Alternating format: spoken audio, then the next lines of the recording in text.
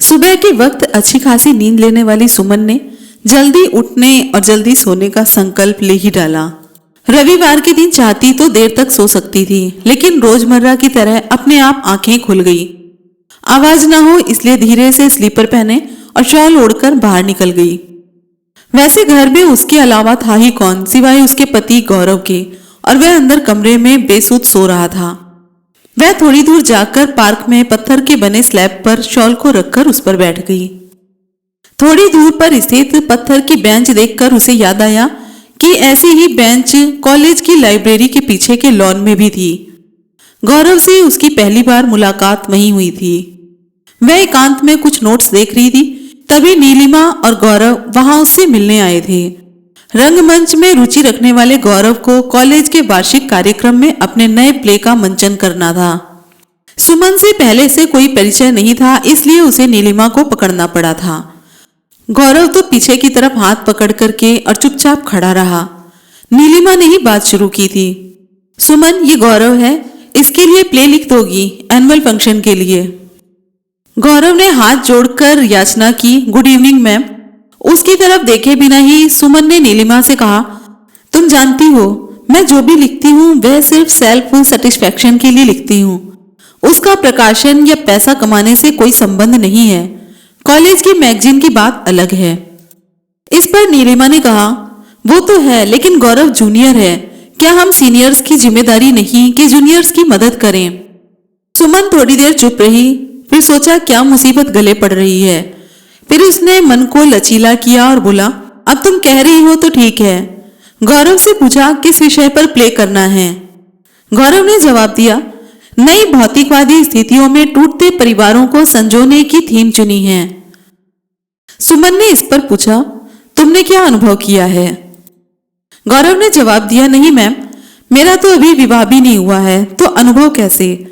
थोड़ी सी हंसी आई सुमन के चेहरे पर, लेकिन क्षण भर को। फिर बोली, ठीक है, 2-3 दिन बाद नीलिमा को दे दूंगी, तुम इससे ले लेना।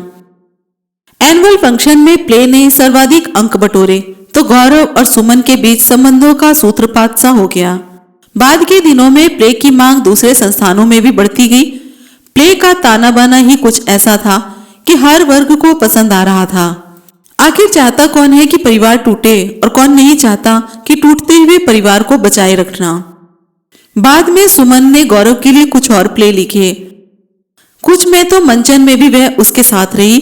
धीरे धीरे आत्मीयता बढ़ी तो प्रेम के बीज चुपके से मन में घुसकर दिल में पल्लवित हो उठे। बात पहले कुछ अंतरंग मित्रों तक और उसके बाद दोनों के घरों तक पहुंच गई। सब कुछ मिलता जुलता देखकर दोनों परिवार सहमत हो गए।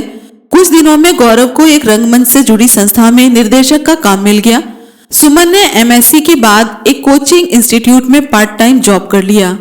शीघ्र ही चढ़ते सर्दी के मौसम में दोनों का विवाह हो गया। जल्द ही उन्होंने शहर के पॉश इलाके में बनी नई कॉलोनी में लोन लेकर फ्लैट भी ले लिया। सब कुछ सामान्य चल रहा था, सिवाय गौरव के अधिक धन कमाने के जुनून को छोड़कर। इस महत्वाकांक्षा से वशीभूत होकर एक दिन उसने सुमन को सलाह दे डाली, सुमन, मैं समझता हूं हमें आगे बढ़ने के लिए धन की जरूरत होगी। तुम अपना कोचिंग इंस्टीट्यूट चलाओ, इस छोटी सी पराई नौकरी में मिलता ही क्या है। सुमन मस्ती में बोलने लगी, मुझे ऐसे ही रहने दो, लेखन कर रही हूँ, घर के कामकाज भी हैं, अपना इंस्टीट्यूट चलाना आसान नहीं है, बहुत व्यस्त हो जाऊंगी।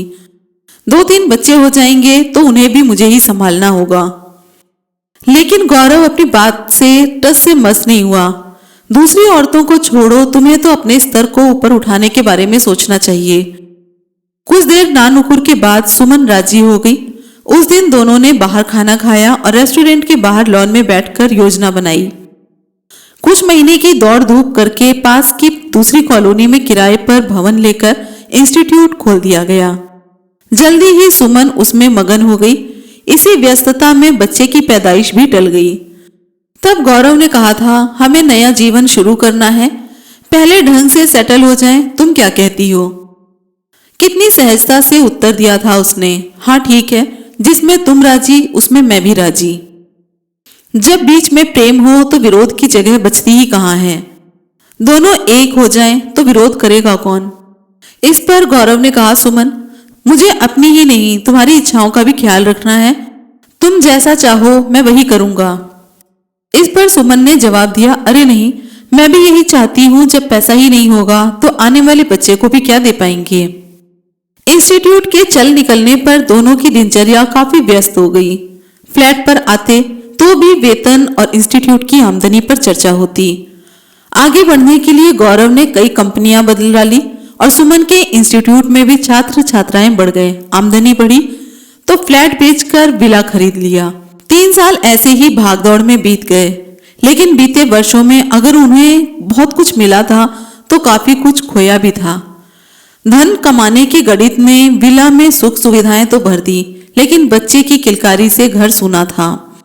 व्यस्तता और बढ़ती आत्मनिर्भरता ने दोनों के बीच रिश्तों को ठंडा करना शुरू कर दिया। बातचीत के लिए समय के अभाव के साथ ही एक दूसरे पर निर्भर रहने से जुड़ी जरूरतों में भी कमी आती जा रही थी। आए दिन छोटी छोटी बात पर दोनों के बीच पहले बहस, फिर आरोप प्रत्यारोप और बाद में बोलचाल बंद होने लगी। इतवार के दिन गौरव ने मूवी देखनी चाहिए। मन हुआ कि सुमन से पूछ ले, लेकिन हिम्मत नहीं पड़ी। अकेले ही मूवी देखने चला गया। जब बात खुली तो दूसरे दिन सुमन ने कोहराम मचा दिया, तुम समझते क्या हो, मैं अकेले कुछ नहीं कर सकती, मैं तुम्हारी मोहताज नहीं हूं। गौरव भी झल्ला गया और बोला, मैं ही कौन सा तुम्हारे सहारे जी रहा हूं, ज्यादातर काम तो खुद ही करता हूं, तुमसे कोई उम्मीद भी नहीं रखता। इस बार सुमन की बारी थी। बोली, उम्मीद रखना भी मत, मैंने तो पहले ही अपने दम पर जीने का मन बना लिया है। खुद कमाती हूँ और घर बाहर सारे के काम खुद ही करती हूँ, समझे, धौंस तो किसी और को देना। गौरव ने गुस्से में कहा, घर का खर्चा कौन चलाता है। इस पर सुमन गुस्से में बोली, आ गए ना अपने पे, मैं तो जानती ही थी कि तुम्हारे मन में पक क्या रहा है। सुमन के कर्कश शब्दों ने उसको अंदर तक चीर दिया। हर बात का गलत अर्थ निकालती हो तुम, कुछ तो समझदारी हो। सुमन ने कहा, गलत हूं मैं तो क्यों मेरे साथ रह रहे हो, इस बोझ को अलग कर दो। गौरव को भी गुस्सा आ गया। बोला, अगर तुम्हारी यही मर्जी है तो अपने अपने खर्चे अलग कर लो, मुझे कोई फर्क नहीं पड़ता, शायद इसी से घर में शांति आ जाए। 2 दिन तक बोलचाल बंद रही। इस बीच गौरव के ऑफिस का दोस्त निखिल आ गया। बात छुपनी तो थी नहीं। कुछ देर औपचारिकता के बाद तू मैं शुरू होनी ही थी। हो गई। बात बढ़ी तो निखिल ने समझौता कराने की कोशिश की, लेकिन बातचीत ने बहस का रूप ले लिया। बहुत समझाने पर समझौता तो हुआ, लेकिन खर्चे और काम के बंटवारे के बाद ही तय हुआ कि घरेलू सामान की पूरी खरीदारी गौरव करेगा, जबकि दूध, गैस, नौकरानी और घर का मेंटेनेंस सुमन के हिस्से में आया। बंटवारा यहीं तक रहता तो भी ठीक था, लेकिन संबंधों का यंत्रीकरण इतना बढ़ गया कि धीरे धीरे प्रेम और केयरिंग में शिथिलता आ गई। महीने के पहले सप्ताह में गौरव महीने भर का सामान लाकर रख देता, बाकी चीजें शर्त के मुताबिक सुमन जुटाती। अब जब घर में गणित घुस गया तो हर बात उसी की नजर से देखी जाने लगी। ऐसे में जीवन के कई अवसर कहीं खोते चले गए। मूवी देखना, कहीं घूमने जाना, बाहर खाना खाना, यहाँ तक कि विवाह समारोह में शामिल होने पर भी खर्चे को लेकर बहस होने लगी। बाद के दिनों में तेज बहस के तनाव से बचने के लिए दोनों ने चुप्पी साध ली। मन और उचाट हुआ तो पहले एक बेड पर अलग अलग हुए, फिर अलग अलग बेड हुए, उसके बाद कमरे भी अलग हो गए। सुमन बीते दिनों के ताने बाने में डूबी थी, तभी एक कॉलोनी का परिवार आकर सामने की बेंच पर बैठ गया। पति पत्नी बैठे तो बेटा बेटी उनसे छिटक कर झूले पर चढ़ गए। बच्चों को देखते ही सुमन को गौरव से दूरी कचोटने लगी। ये क्या हो गया उसके घर को? क्या उसे घर कहा जा सकता है? शायद नहीं, क्योंकि अब घर में खूबसूरत दीवारें हैं, कालीन, पर्दे, सुविधाएं हैं, लेकिन ये सब बेचान से हैं। उनका जीवन तो कहीं खो गया है। वो घर अब घर नहीं, सिर्फ मकान रह गया, और वो दोनों घर के मालिक मालकिन ना होकर अपने ही घर में पेइंग गेस्ट हैं। आत्मनिर्भरता तो मिली, लेकिन बंधन कहीं खो गए थे। वो बंधन जो वैवाहिक जीवन का मुख्य आधार होते हैं और एक दूसरे की निर्भरता के मोहताज होते हैं। ऐसे बंधन जिनमें बंधकर भी आजादी और स्वाभिमान का भास होता है।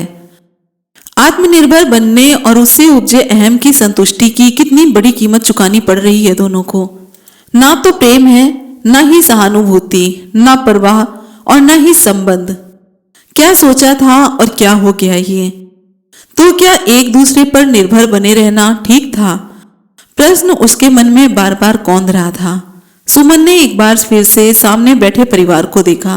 देखते ही मन में ईर्ष्या और खिन्नता की बजाय प्रफुल्लता से भर गया। उस परिवार में उसे अपना हंसता खेलता परिवार नजर आ रहा था। और फिर कदम खुद ब खुद घर की ओर चल दिए। घर में आते ही लॉबी से कमरे में झांका। गौरव अभी भी बेसुध सोया हुआ था। अचानक उसके मन में गौरव के लिए प्रेम उमड़ पड़ा। उसने उसके पास जाना चाहा लेकिन जा न सकी। एकाएक मन के विचारों को व्यावहारिक रूप देना कभी कभी बहुत मुश्किल होता है, लेकिन अंदर के मचलते स्वभाव ने उसे तितली सा बना दिया था। गौरव के लिए गीजर ऑन कर दिया और उसकी मेज पर फैली फाइलें दुरुस्त करने लगी। बार बार मन हुआ जगा ले उसे और चाय बनाने को कहे, लेकिन ऐसा कर नहीं सकी।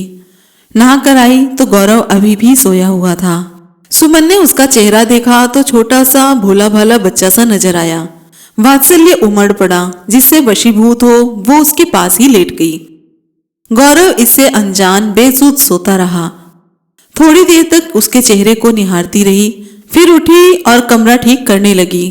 गौरव की जब नींद खुली तो उसे सुमन की पीठ दिखाई दी। थोड़ी देर बैठे रहने के बाद फिर वो बाथरूम में घुस गया। फ्रेश होकर आया तो डाइनिंग टेबल पर सुमन बैठी उसका इंतजार कर रही थी। गौरव ने एक पल उसके चेहरे को देखा, बोला कुछ नहीं। बहुत दिनों से बंजर पड़ी संवादों की जमीन पर एकाएक शब्दों की हरियाली आए तो कैसे आए। अहम से मुक्त हो बात शुरू की सुमन ने। चलो सुलेखा दीदी के घर चलते हैं, बहुत दिन हो गए मिले। गौरव तो जैसे चौंक ही गया। कई दिनों से ना तो वो दोनों किसी के घर गए थे और न ही उनके घर कोई आया था। फिर किसी के मानने ना मानने की वजह कैसे हो सकती।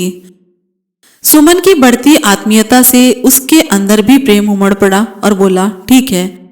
कॉलोनी में सुलेखा का परिवार करीब 2 साल पहले ही आया था, जब उसके पति अभिनव की एक कंपनी में अकाउंट विभाग में नौकरी लगी थी। कुछ दिनों बाद सुलेखा ने ही घर में प्ले स्कूल खोल दिया था।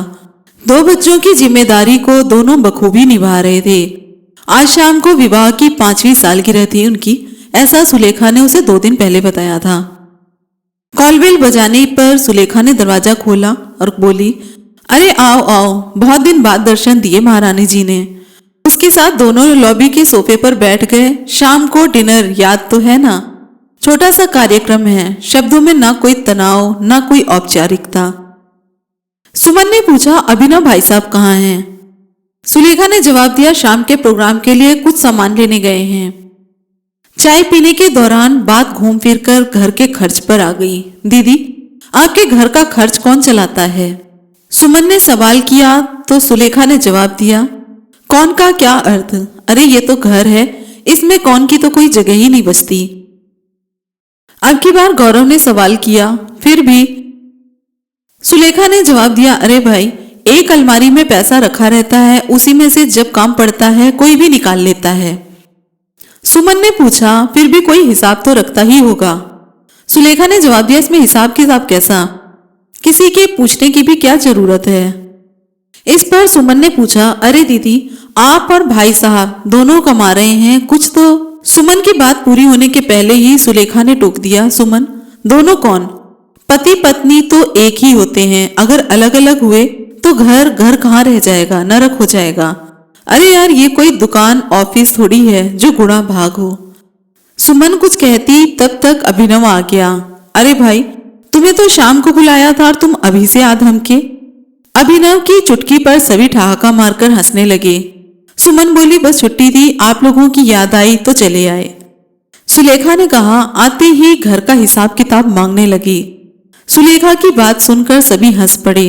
सुमन बोली, अरे नहीं, मैं तो बस यूं ही। अभिनव ने हंसते हुए पूछा, कैसा हिसाब किताब भाई? सुलेखा ने अभिनव को चिकोटी काटी और बोला, यही कि घर का खर्चा कौन चलाता है, कैसे मैनेज होता है। मैंने तो कह दिया कि सारा खर्चा मैं ही करती हूँ। इस पर अभिनव ने कहा, ठीक ही कहा। अरे डार्लिंग, जब मैं तुम्हारा हो गया तो जो मेरा है वो सब भी तो तुम्हारा ही है। अपन तो तुम्हारे टुकड़ों पर ही पल रहे हैं मोहतरमा जी। फिर सब खिलखिला पड़े। थोड़ी देर में सुलेखा बोली, नहीं नहीं, मेरा कुछ भी नहीं है, सब इन्हीं के कारण है। ऋणी और निर्भर हुई इन पर। इनके बिना तो एक कदम भी नहीं चल सकती। मैं तो धन्य हूं इन्हें पाकर। अभिनव के फ्लैट से लौटते समय गौरव और सुमन को लगा जैसे हवा में उड़ रहे हों। सारा तनाव, सारा भारीपन और गंभीरता ना जाने कहां चली गई। विला में पहुंचने पर सुमन ने अलमारी में से सारे पैसे निकालकर गौरव की अलमारी में रख दिए। गौरव ने कहा, ये क्या कर रही हो? सुमन ने जवाब दिया, मुझे नहीं रखना हिसाब किताब। एक तो घर का सारा काम करो, फिर पैसों और खर्च में माथापच्ची करो। सुमन ने प्यार भरी उलाहना दी, मेरी सारी जिम्मेदारी तुम उठाओगे, मैं पत्नी हूं तुम्हारी, समझे? गौरव ने उससे कहा, अरे मैडम, मैं भी तो आपके बिना एक कदम भी नहीं चल सकता, नजरें इनायत बनाए रखिएगा। इतना बोलकर गौरव ने उसकी बाहें पकड़कर अपने सीने से लगा लिया। सुमन ने खुद को छुड़ाने की बहुत कोशिश की, लेकिन असफल रही। इस वक्त दोनों के सारे गिले शिकवे सब कुछ दूर हो चुके थे। दोनों ने सब कुछ भुलाकर एक नई जिंदगी की शुरुआत की। तो ये थी आज की कहानी। कहानी कैसी लगी कमेंट बॉक्स में जरूर बताएं और हमसे जुड़े रहने के लिए चैनल को सब्सक्राइब जरूर करें। फिर मिलेंगे अगले वीडियो में, तब तक के लिए नमस्कार।